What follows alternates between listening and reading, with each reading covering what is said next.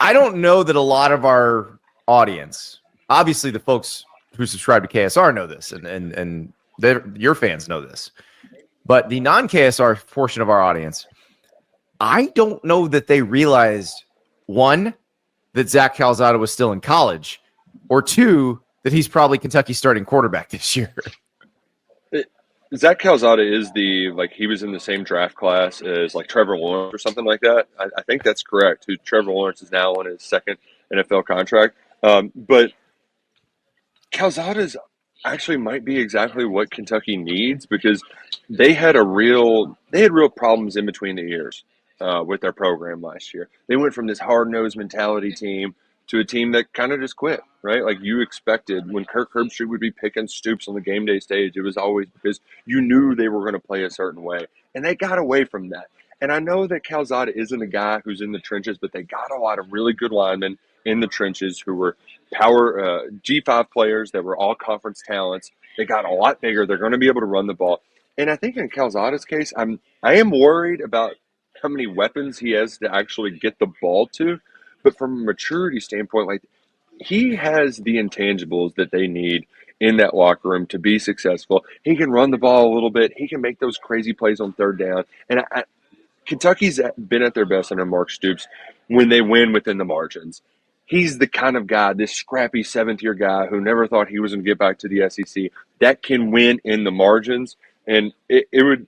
There's a couple teams on that schedule that it would just rip their freaking guts out if Brian Harson's old quarterback came down there and beat them on the plains like that in a year where you want Hugh Freeze to turn it around.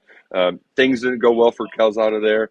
They certainly didn't the entire Brian Harsin era, but I can at least see a scenario where people aren't going to talk about Kentucky, and rightfully so, but they'll probably achieve expectations because Calzada can be their sort of Diego Pavia, for the lack of a better comp. Where is the Kentucky fan base in relation to their head coach? Because 3 years ago, it felt like they would die for him, and now it feels like they're dying. I don't know what's going on. It's not great, Ari. There's a joke going around this offseason because part of Mark Stoops' deal is he can be coach speaky, and people get a little bit tired of it. They get a little bit tired of hearing about going back to work. But what was unusual, a lot of it stems back to how he handled the NIL and the portal situation a year ago. It seemed like every time you put a microphone in front of his face, he had something to complain about. And they're like, what happened to the guy that was this angry, going to fight you about in the back alley sort of football coach? And it was gone. And he eventually changed his tune, and he talked about how motivated he was going to be, and he was going to be back. So people have ironically called him motivated Mark Stoops. This isn't regular Mark Stoops. This is motivated Mark Stoops. And that is the running gag around Big Blue Nation right now. And the thing is there's like a little bit of grain of truth to it, but it's mostly just a way for the many people who have checked out on football and went all in on Mark Pope. This is how they're like self-defense, be like, please, Mark Stoops, don't hurt me again, because last year hurt. And it wasn't just last year, too. It was the 2 years prior where they underperformed and underwhelmed compared to preseason expectations. I've gotten quite a few mentions of motivated Mark Stoops in my replies, and it seems to be from Kentucky fans who are a little bit of a Bronx cheer there. Is MMS a thing on the KSR message boards? Is that something we're going to see a lot of? Yeah, because I think Mark Stoops would have a lot more rope too with some of these fans if they didn't feel like this was like the one opportunity. He got him to the stage, and now it might crumble down on top of them. There's a fear that in this new SEC, when you've got a $40 million Texas roster coming to Kroger Field, that if you slip at all, you might never have it again, right? Because we love Mark Stoops. He got 10-win seasons. I had never seen a 10-win season before at Kentucky. It had been 40 years. But he got him to a certain point, and there's a real fear that he could get him off that point, and they'll never be able to get back. And meanwhile, there's a pretty good ball coach down in New Orleans who's looming, who's lingering, who's played for you at that school, who's an assistant coach. So there's a lot of, please, Mark Stoops, don't leave us hanging out to dry. And here, I have a feeling though that the motivated Mark Stoops fans that are just so done with him ultimately aren't going to get what they want, because there's something about this team where they're probably going to be just annoying enough and just good enough that Mark Stoops is around for year number 13 after a 5-7 or a 6-6 season where they knock off a top 15 Louisville team at the end of the year to get to a bowl game and go to Birmingham. Well, like, what does success look like for Kentucky, though? I don't even like. What do you like if things go well and motivated Mark Stoops like balls out this year? What does that look like? It means they run the ball well. They don't get embarrassed. I think a big game is that Ole Miss game at home. I know they knocked them off last year, but Kentucky hasn't beaten a SEC home team since Ray Davis had, 250 yards against Florida a couple years ago? That's almost 3 years without a home game. That game happened in September, right? Like, Golly. winning at home it goes a long way to getting the fans back on board. And unfortunately, I do think a 6-6 record, while the bar has been higher, the schedule is incredibly tough. And you could see a scenario where they're able to scratch and claw and get to 6-6 by beating Tennessee late, by rattling off a few Tennessee Tech, Vandy, Louisville. Like, you could see a 6-6, but for some, he might just lose the fans off the jump if they lose to Ole Miss and then take another loss to Shane Beamer. That's going to be really hard for a lot of fans to get over.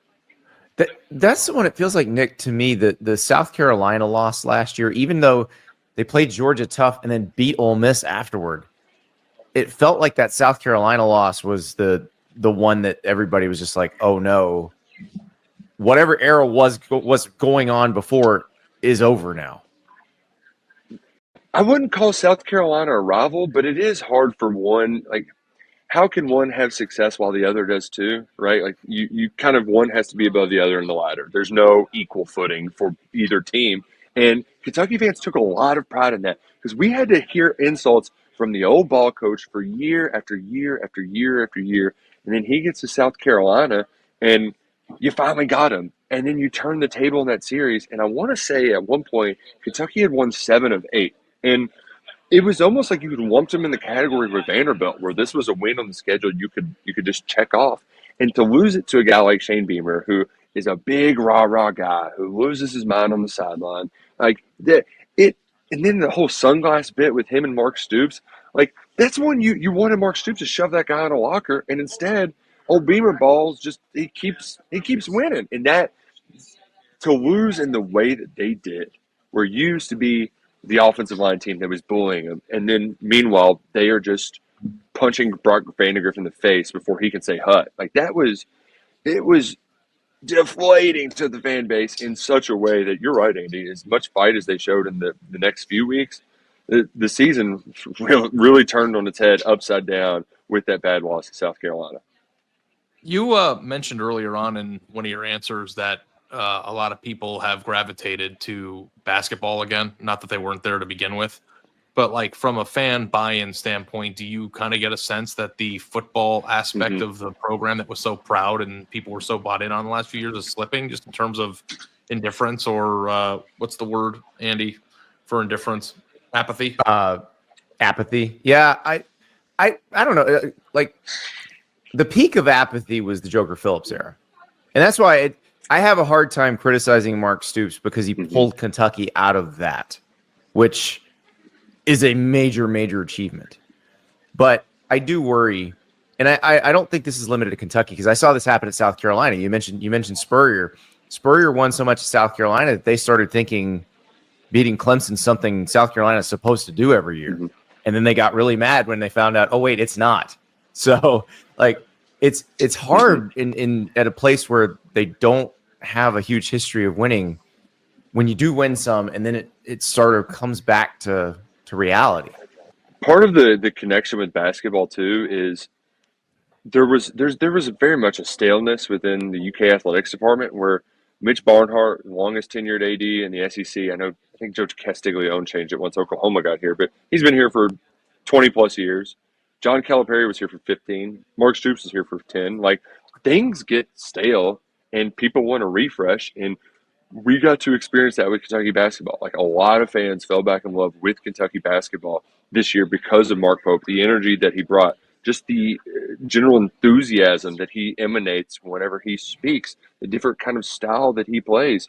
Like, I think you see that happen with the basketball program. It's like, wait, if we can do this with basketball, with a Hall of Fame coach, why can't we do this with our football team? Like, why can't we get a fresh restart? And I know that it's much different because he's the winningest coach you've ever had in your program, but I certainly do understand why that fatigue is there and why a hard reset could go a long way into bringing people back. But they kind of have done that with just their roster period, where I bet 30 of the 85 scholarship players that were on their team last year are probably on their team this year. It was at least 50 as far as moving on, transferring out, and then bringing new guys in, high school recruits in. So they've done a hard roster reset, and I think they'll play more like the Mark Stoops football that people fell in love with.